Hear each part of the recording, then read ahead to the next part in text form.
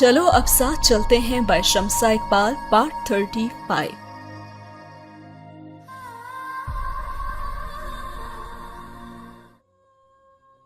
ناک سے بہتے خون کے ساتھ وہ مسلسل سر کو نفی میں ہلا رہا تھا اور دعا نے دہل کر اسے دیکھا۔ گردش کائنات گویا تھم گئی تھی اور قیامت سے پہلے قیامت کا ٹوٹنا کیا ہوتا ہے وہ اس وقت وہاں کھڑا ہر شخص بخوبی محسوس کر سکتا تھا۔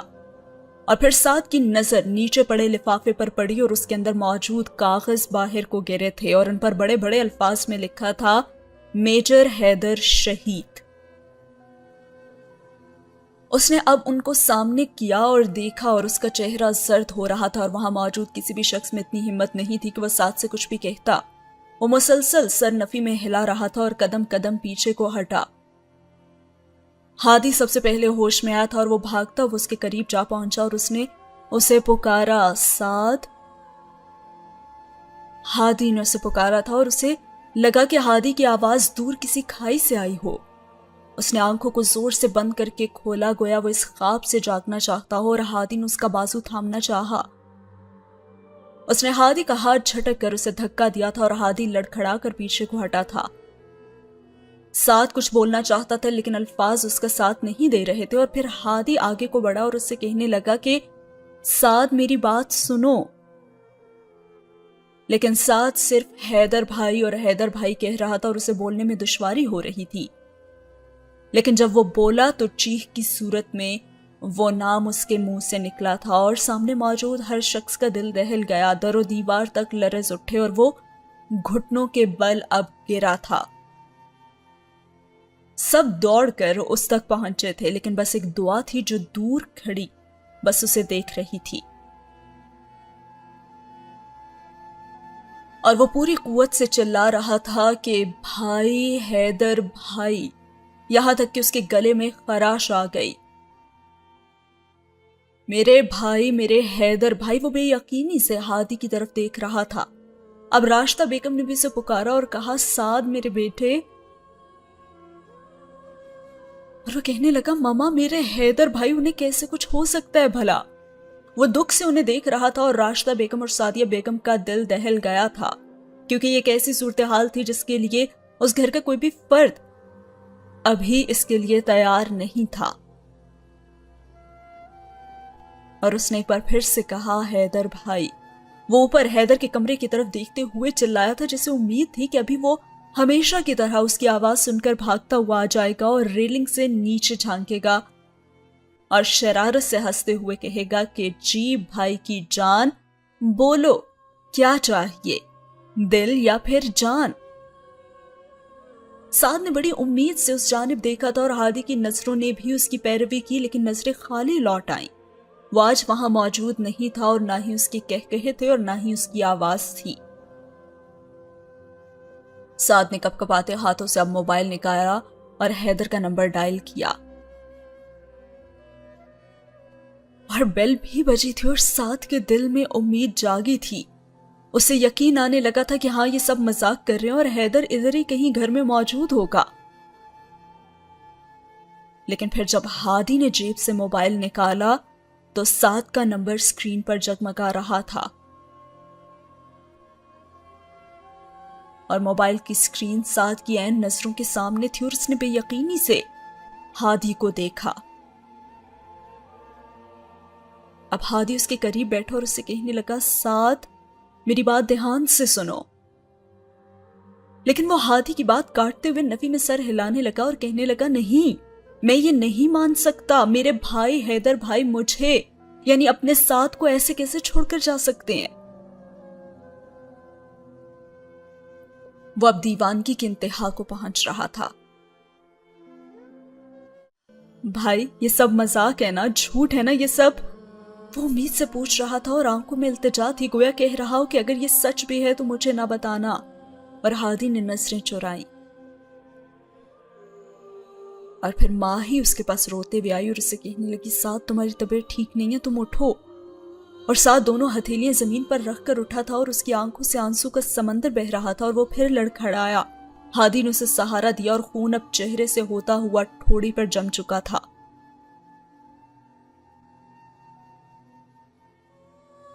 ماہی آپی، بھائی، میرے حیدر بھائی کہاں ہیں؟ وہ آگے کچھ بھی نہیں کہہ پا رہا تھا اور سعدیہ بیگم کا تو کلیجہ منہ کو آ رہا تھا۔ حیدر بھائی کی گردان کرتا وہ ہر دم گھر میں گھومتا تھا اور ہادی اس کی ایک صدا پر ہر کام چھوڑ کر دوڑا آتا تھا، لیکن آج کوئی بھی وہاں نہیں تھا اور راشدہ بیگم دکھ سے اسے دیکھ رہی تھی اور پھر اسے کہنے لگی کہ سعد اور پھر اس کے بعد ماہین بھی کچھ نہیں کہہ سکی تھی اور سعد پلٹا اور ہادی کے پاس آیا اور ہادی کو شکوہ کناں نظروں سے دیکھنے لگا۔ کیسے جا سکتے ہیں وہ مجھے چھوڑ کر، اور کیسے جانے دیا آپ نے انہیں؟ بھائی وہ اپنے ساتھ کو چھوڑ کر کیسے جا سکتے ہیں بھلا؟ انہیں کہیں نہ کہ ان کا ساتھ انہیں بلا رہا ہے اور وہ آ جائیں۔ اور تبھی باہر بادل زور سے گرجے تھے اور سعد رو رہا تھا، بالکل بچوں کے سے انداز میں وہ رو رہا تھا، اور وہ جو اس کے آنسو پہنچتا تھا وہ اب وہاں نہیں تھا اور اسے حیرت ہو رہی تھی خود پر کہ اگر حیدر نہیں ہے تو وہ کیسے زندہ ہے۔ اور اب وہ چیخ رہا تھا اور کہنے لگا کہ آپ سب نے اسے ایسے کیسے جانے دیا، مجھے کیوں نہیں بلایا؟ اور در و دیوار اب لرز رہے تھے اور دعا دم سادھے بس اسے ہی دیکھ رہی تھی۔ آپ سب نے کیوں نہیں روکا اسے؟ کیوں انہیں نہیں بتایا کہ ان کا ساتھ تو ان کے بغیر مر جائے گا، میں مر جاؤں گا ان کے بغیر؟ مجھے اپنا دل رکتا ہوا محسوس ہوتا ہے یہ سوچ کر کے میرے بھائی۔ اس نے کچھ کہنا چاہا لیکن کھانسی کا دورہ پڑا تھا اس پر اور اس کا دل واقعی میں رک رہا تھا۔ اب دعا کا بھی دل دہل گیا تھا اور وہ بھاگتی ہوئی اس تک پہنچی۔ ہادی جو اسے سہارا دیے کھڑا تھا دعا کے دھکا دینے پر ذرا لڑکھڑایا اور ساتھ کھانسی کرتا جھکا تھا، اور پھر دعا نے اس کا کالر تھاما اور اسے جھنجھوڑا اور اس نے کہا کہ تمہیں زندہ رہنا ہے اور تمہیں جینا ہے، تمہارا دل رکنا نہیں چاہیے، میں بتا رہی ہوں تمہیں، یہ تمہارا دل ہے ہی نہیں۔ اور وہ دیوانوں کی طرح آنکھوں میں وحشت لیے اسے جھنجھوڑ رہی تھی اور پھر کہنے لگی یہ تمہارا نہیں، یہ میرے حیدر کا دل ہے سعد۔ اور اب وہ اس کا کالر چھوڑ کر اس کے سینے پر دل کے عین اوپر ہاتھ رکھے کھڑی تھی۔ ہاں یہ حیدر کا دل ہے، یہ میرے حیدر کا دل ہے، اور یہ تمہارے حیدر کا دل ہے سعد۔ میں نے اس کا رکنا ایک بار محسوس کیا ہے اور اسے پھر رکنا نہیں چاہیے، اور تمہیں زندہ رہنا ہے، اس دل کو بھی دھڑکنا ہے ابھی سعد، تمہیں اس دل کے ساتھ زندہ رہنا ہے اور تمہیں بھی حیدر کے لیے زندہ رہنا ہے، تمہیں اس دل کے لیے زندہ رہنا ہے۔ اور وہ سسک رہی تھی اور مہینوں سے جو آنسو کا سمندر اس کی آنکھوں میں بسا تھا وہ آج بہہ نکلا تھا اور وہ رو رہی تھی، اور وہ سعد کے سینے پر اور حیدر کے دل پر ہاتھ رکھے رو رہی تھی۔ اور سعد رک گیا، بالکل ساکت ہو گیا، یوں جیسے اسے سننے میں کچھ غلطی ہو گئی ہو، اور یوں جیسے کسی نے اس کے کانوں میں سور پھونک دیا ہو، جبکہ اب سب کی نظریں دعا پر تھیں اور وہ رو رہی تھی۔ جو دکھ جو اتنے دنوں سے اس کے اندر موجود تھا آج وہ لاوے کی صورت میں پھٹ کر باہر کو آ گیا تھا۔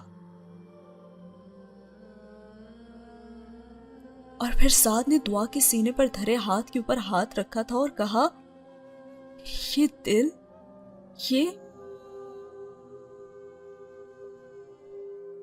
اور پھر دعا نے اسے کہا یہ حیدر کا دل ہے سعد، یہ میرا دل ہے اور یہ میری ملکیت ہے، اس پر میرا حق ہے، اور میں تمہیں کہتی ہوں کہ تمہیں زندہ رہنا ہے سعد۔ اور سعد ساکت سا بے بسی سے اسے ہی دیکھ رہا تھا اور اب بہت سے منظر یادوں کے پردے پر لہرا رہے تھے۔ اسے حیدر کی باتیں یاد آ رہی تھی جب حیدر نے اس سے کہا تھا کہ میں تو دل تمہیں دے چکا ہوں سعد، اور حیدر کی شرارت بھری آواز اس کے کانوں سے ٹکرائی تھی جو کہتا تھا جی بھائی کی جان، اور سعد تم تو جان ہو اپنی،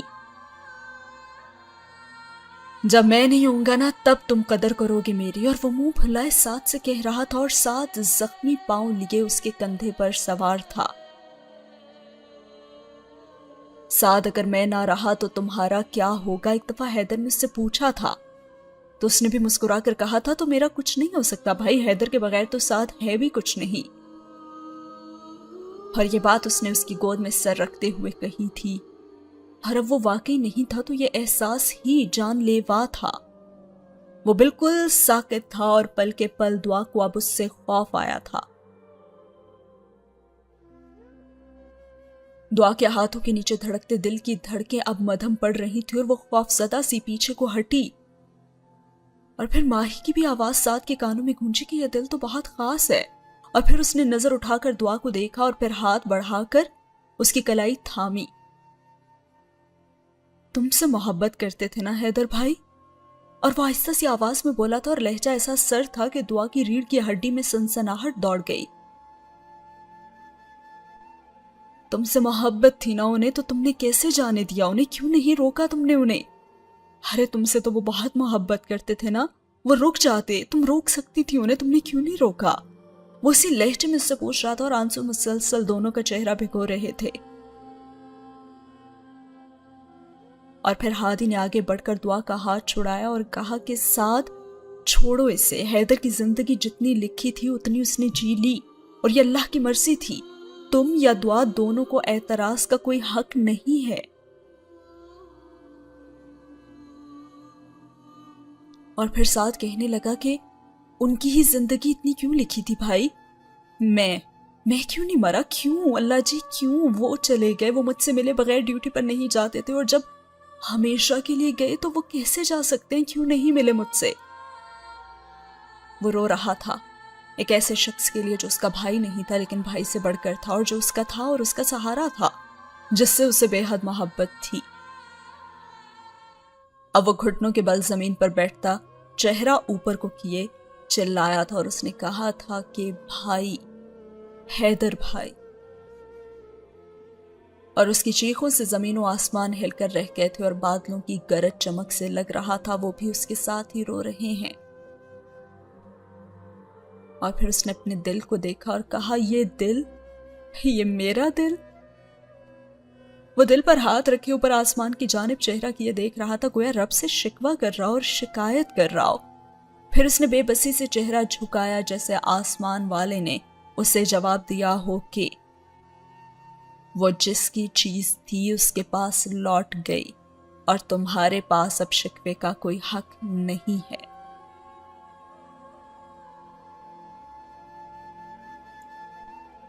اور پھر وہ ہادی سے کہنے لگا کہ یہ دل، یہ میرا دل حیدر بھائی کا دل ہے۔ کیوں کیا آپ نے ایسا؟ کیوں کیا بھائی؟ وہ رو رہا تھا اور بلک رہا تھا اور ہادی کے پاس جانے پر وہ اس کا ہاتھ جھٹک دیتا تھا اور وہ کسی کو بھی اپنے پاس نہیں جانے دے رہا تھا۔ اب وہ پاس پڑی کرسی کا سہارا لیے اٹھا تھا لیکن جلدی دل پر ہاتھ رکھتا ہوا وہ جھکتا چلا گیا۔ اور پھر ہادی دوڑتا ہوا اس تک آیا تھا اور ماہی، سعدیہ بیگم اور راشدہ بیگم سبھی اس کے پاس بیٹھ گئے تھے اور اس کا چہرہ زرد پڑ رہا تھا۔ دعا لرزتے قدموں کے ساتھ اس کے پاس آئی اور اس نے ساتھ کا ٹھنڈا ہوتا ہاتھ تھاما، اور پھر اس نے اس سے کہا، میں نے حیدر کا مرنا دیکھا ہے، میں نے اسے خود سے دور جاتے دیکھا ہے، مگر میں تمہیں مرتے اب نہیں دیکھ سکتی سعد، میں اس دل کو بند ہوتے ہوئے نہیں دیکھ سکتی۔ میں دعا ہوں، میں تمہارے حیدر کی محبت ہوں، میری ملکیت اور میرے حیدر کا دل تمہارے پاس ہے۔ حیدر کی نسبت سے میرے بہت سے حساب نکلتے ہیں تمہاری طرف۔ اب تمہیں زندہ رہنا ہے کیونکہ میرا دل اس دل ہی کے ساتھ دھڑکتا ہے۔ تم اگر حیدر کی محبت کو زندہ دیکھنا چاہتے ہو تو تمہیں زندہ رہنا ہے، اور میری زندگی تم پر قرض ہے سعد۔ اور بس سعد اسے دکھ سے دیکھ رہا تھا جیسے کہہ رہا ہو کہ ایسے مت بولو، اور اس کی آنکھوں میں التجا تھی لیکن وہ بولتی جا رہی تھی۔ اور دوبارہ اس کے دل پر اس نے ہاتھ رکھ لیا تھا اور پھر کہا، جب تک یہ دل دھڑک رہا ہے، اور پھر اس نے اپنے دل کی طرف اشارہ کیا اور کہا، تب تک یہ بھی دھڑکے گا۔ میرے زندہ رہنے کے لیے تمہارا زندہ رہنا بہت ضروری ہے۔ اور اس کی آنکھوں سے آنسو اب آنسو نکل رہے تھے۔ اور پھر ساتھ کے ساکت ہوتے لب ہلے اور اس نے کہا دعا، اور اس نے آخری نظر اسے دیکھا تھا۔ وہ اس سے کچھ مانگ رہی تھی حیدر کی نسبت سے، اور وہ انکار کیسے کر سکتا تھا؟ لیکن پھر بھی اس کی دھڑکن، ہاں وہ مدھم ہو رہی تھی، اور ساتھ کو ایسا محسوس ہو رہا تھا۔ اور پھر اس نے بند ہوتی آنکھوں سے آخری بار اسے دیکھا تھا، اور پھر بس ہر طرف اندھیرا تھا، کھپ کالا اندھیرا، اور ساتھ ہی ہوا یہ سین ختم۔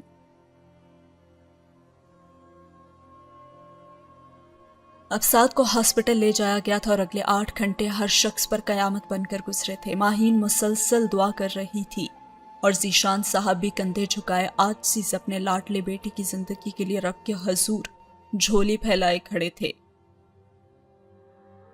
ہادی، اس کے لیے سب سے مشکل لمحے تھے یہ، اور سعد کو AFIC کے ایمرجنسی ریسیپشن پر چھوڑ کر وہ باہر نکل آیا تھا، اور اس نے اپنا بہت پیارا ایک شخص کو کھو دیا تھا، اور اب وہ دوسرے کو کھونا نہیں چاہتا۔ تم نے کہا تھا کہ میں اس کا خیال رکھوں، لیکن میں نہیں کر پایا حیدر، میں تو کچھ بھی نہیں کر پایا۔ وہ مشکل سے ضبط کیے ہوئے تھا، اور دعا پچھلے 8 گھنٹوں سے AFIC کے CCU کریٹیکل کیئر یونٹ کے باہر کھڑی تھی، اور ایک پل کے لیے بھی نہیں بیٹھی تھی، اور سب نے اسے بیٹھنے کو کہا، لیکن اس نے کسی کی ایک نہ سنی۔ وہ سامنے لگے گلاس ڈور کے ساتھ سر ٹکائے یک ٹک اسے ہی دیکھ رہی تھی، اور اسے پلک جھپکاتے ہوئے بھی خوف محسوس ہو رہا تھا کہ کہیں اسے کچھ ہو نہ جائے اس بیچ۔ اور پھر دروازہ کھلا تھا، اور بریگیڈیئر شعیب باہر کو آئے، اور انہوں نے بتایا سعد کی حالت اب خطرے سے باہر ہے، مگر ابھی بھی ہم اسے کچھ دن کے لیے انڈر آبزرویشن رکھیں گے، ECG جب تک بالکل نارمل نہ ہو جائے تب تک۔ انہوں نے میجر جنرل ذیشان کی ڈھارس بندھائی، اور سب کی جان میں جان آئی، اور دعا کا یقین رنگ لے آیا تھا، اور وہ جانتی تھی کہ جب ایک زندگی سعد پر قرض تھی تو وہ کبھی بھی قرض کا بوجھ لیے نہیں جا سکتا تھا۔ اور ہادی کے لیے تو یہ خبر گویا نئی زندگی کی نوید تھی، اور وہ سیدھا گھر کو چلا گیا۔ حیدر کے گھر میں پہنچ کر اس نے لاؤنج پر ایک نظر دوڑائی، وہاں کوئی بھی نہیں تھا۔ ملازمہ اسے لاؤنج میں چھوڑ کر کچن میں جا چکی تھی، اور وہ ماہین کے کمرے کی طرف بڑھا، اور کمرے میں ابھی بھی اندھیرا تھا، اور اس نے اندر جاتے ہی کہا کہ ماہی،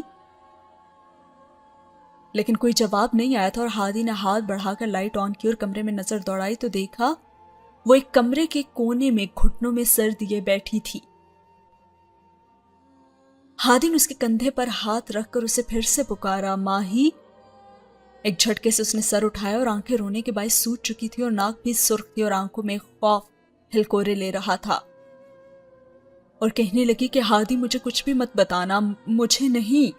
اور وہ رو رہی تھی، اور اتنی شدت سے کہ ہادی کو لگا کہ اس کا دل بھی پھٹ جائے گا۔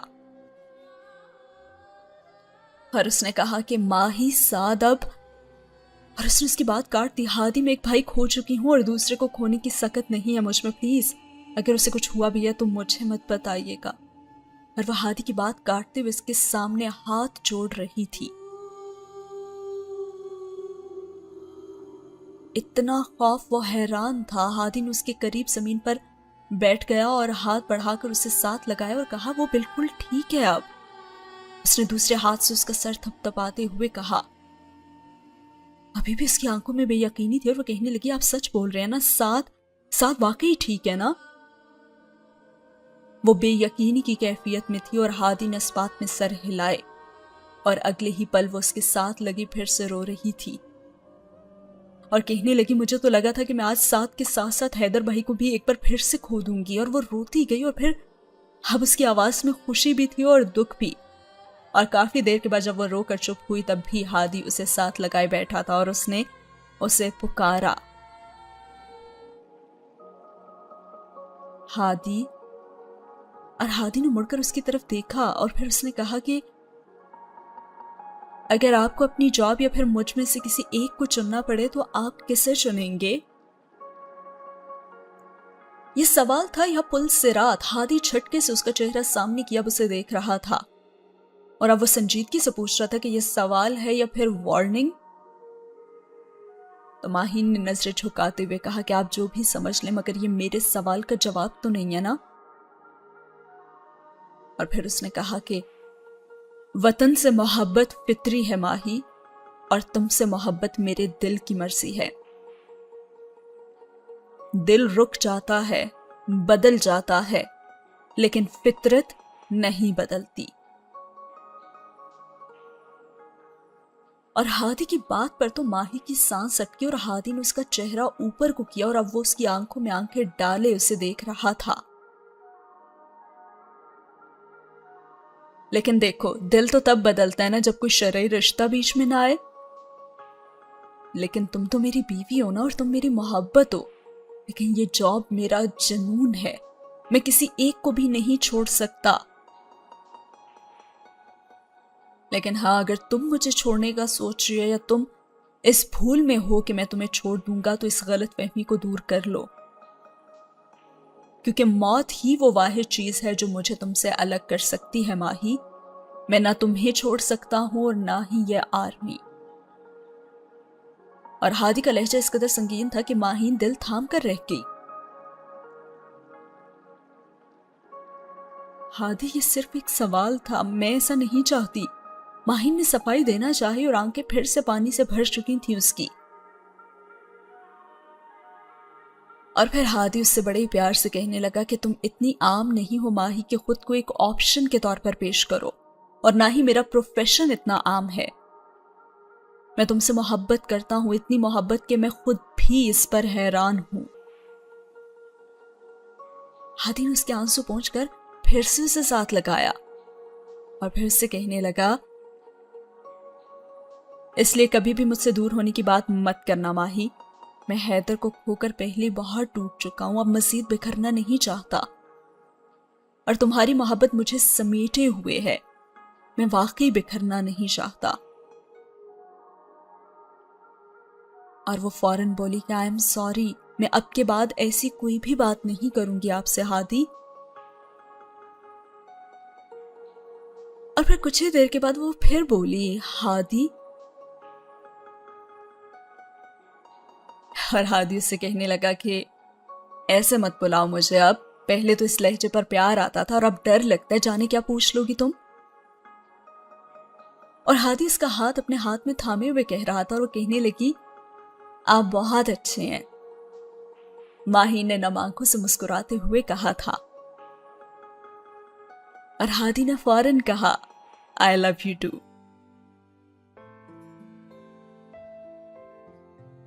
اور ماہی نے اس سے الگ ہو کر چہرہ سامنے کیا، حیرت سے اسے دیکھ رہی تھی کہ میں نے تو ایسا کچھ نہیں کہا آپ کو۔ ارے بھائی یار، میں فوجی بندہ ہوں نا، گھما پھرا کر بات نہیں کرتا۔ تم جو بات انڈائریکٹلی کہنا چاہتی تھی نا، میں نے اس کا ڈائریکٹ جواب دے دیا۔ ہادی نے مسکرا کر کہا اور پھر سے خود سے الگ کیا۔ اچھا چلو، اب ساتھ سے مل لو چل کے تم بھی، میں بھی ملے بغیر ہی آ گیا ہوں، اور آنٹی اور ماما کو کچھ ٹائم کے لیے گھر بھیج دیتے ہیں، وہ بھی تھک گئی ہوں گی، ٹھیک ہے؟ ہادی اٹھ کر کھڑا ہوا اور پھر ماہی نے اٹھتے ہوئے کہا کہ آپ چلیں، میں 2 منٹ میں چینج کر کے آتی ہوں۔ اور ہادی اس بات میں سر ہلاتے ہوئے دروازے کی جانب پڑا، اور پھر ماہین منہ ہی منہ میں بڑبڑائی اور کہنے لگی کہ میجر ہادی سے نا میر ہادی بنتے ہوئے انہیں 1 منٹ بھی نہیں لگتا۔ ماہین نے اس کے کچھ دیر پہلے کے غصے کو یاد کرتے ہوئے ہم کلامی کی تو وہ جو دروازے کے پاس ہی پہنچ چکا تھا اس کی بڑبڑاہٹ پر پلٹا اور کہنے لگا، کچھ کہا تم نے؟ اور ماہین نے زبان دانتوں تلے دباتے ہوئے کہا کہ نہیں، آپ چلے نا، میں آتی ہوں۔ ہاں ٹھیک ہے، بعد میں پوچھتا ہوں میں تم سے، نیچے آؤ ذرا لاؤنج میں۔ تو وہ یہ کہہ کر باہر نکل گیا جبکہ ماہین کپڑے ہاتھ میں لیے ڈریسنگ روم کی طرف بڑھ گئی اور ساتھ ہی ہوا یہ سین ختم۔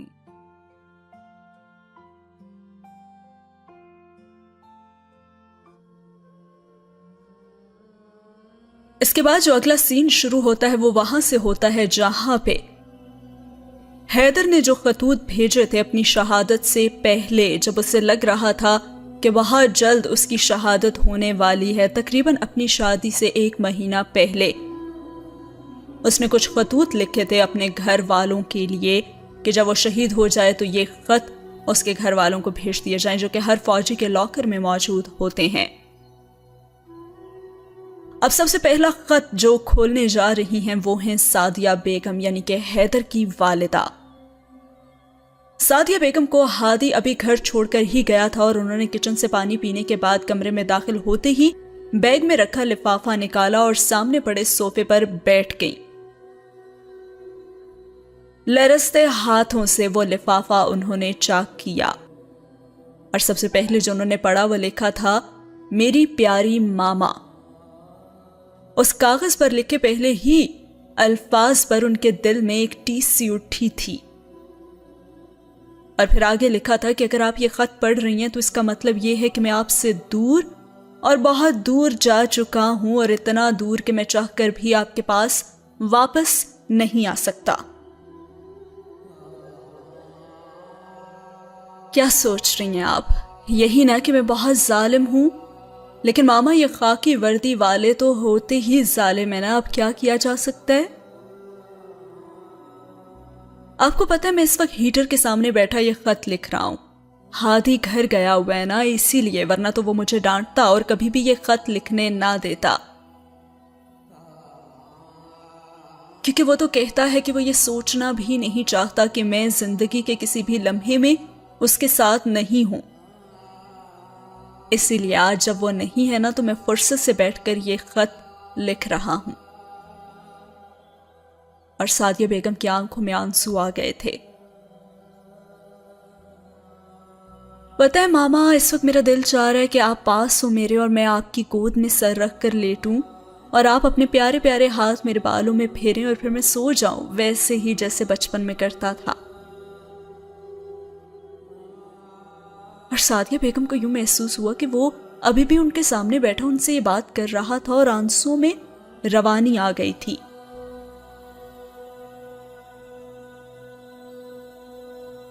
کیسا عجیب انسان ہوں نا ماما کہ شادی سے 1 مہینہ پہلے میں یہ خط لکھ رہا ہوں، پر کیا کروں، میرا دل چاہ رہا ہے کہ میں لکھوں۔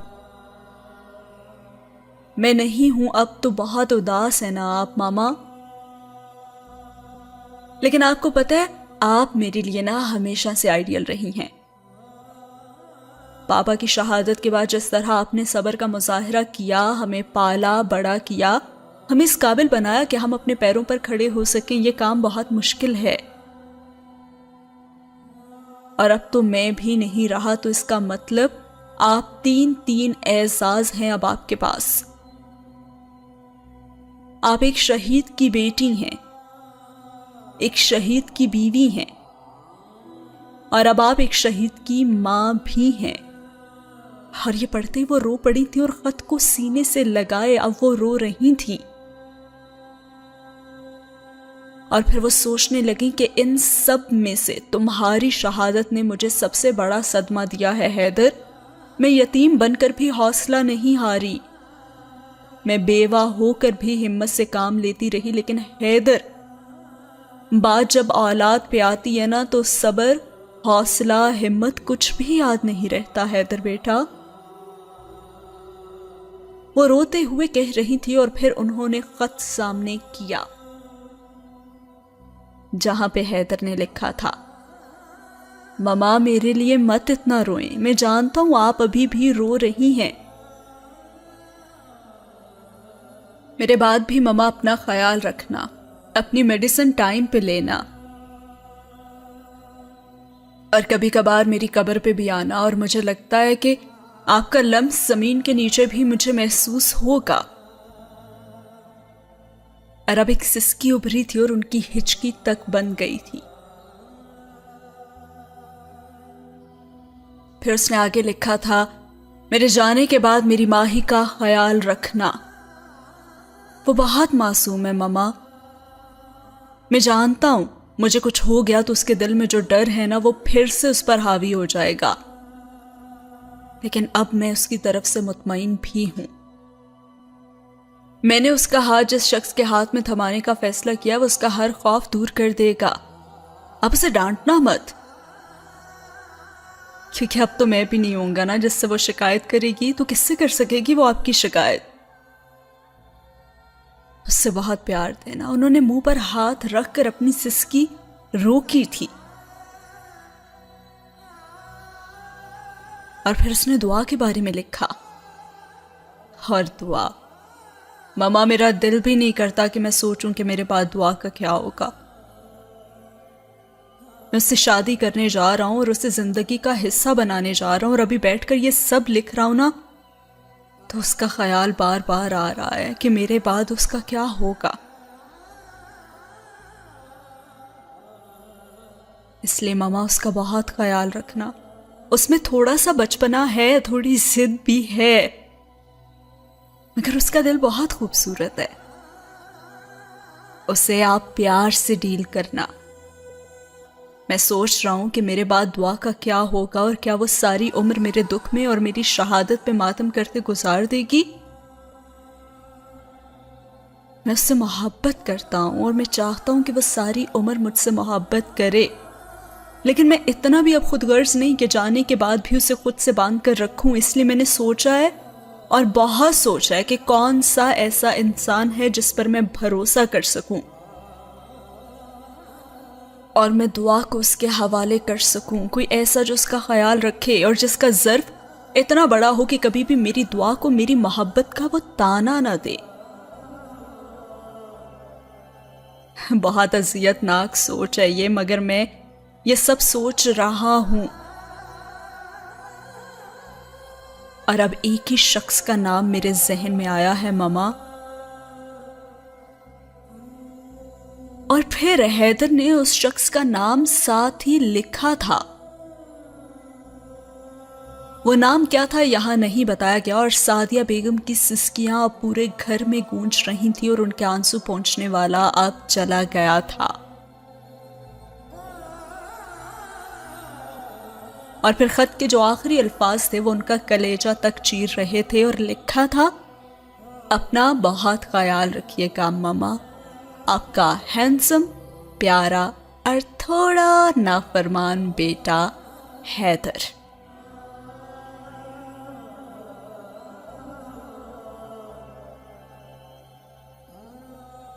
اور اس کی ماما سوچنے لگیں کہ اللہ، حیدر تم کتنے ظالم ہو، تم نے شادی سے پہلے بیٹھ کر یہ خط لکھا تھا، اور تم نے سب کا خیال رکھنے کا کہا۔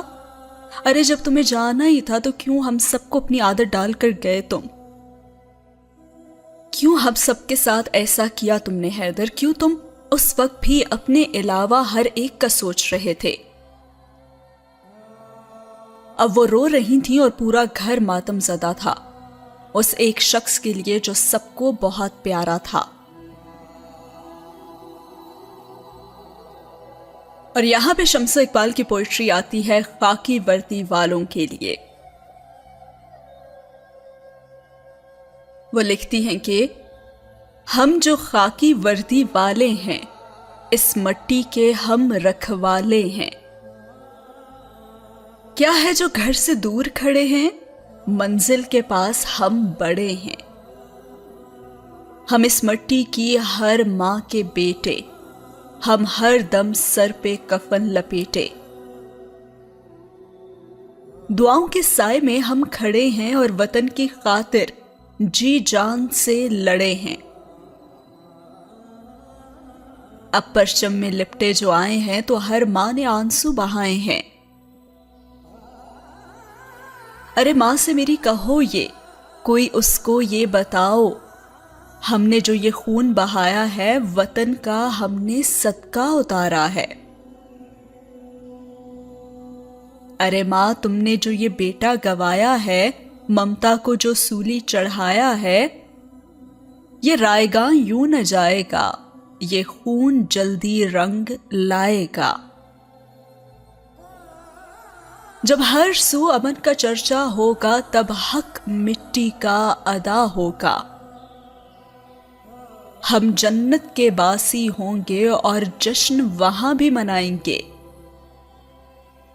فرشتے جو دیکھیں گے ہم کو دیکھ کر، وہ بھی یہ بولیں گے، یہ تو خاکی وردی والے ہیں اور پاک وطن کی مٹی کے یہ رکھوالے ہیں.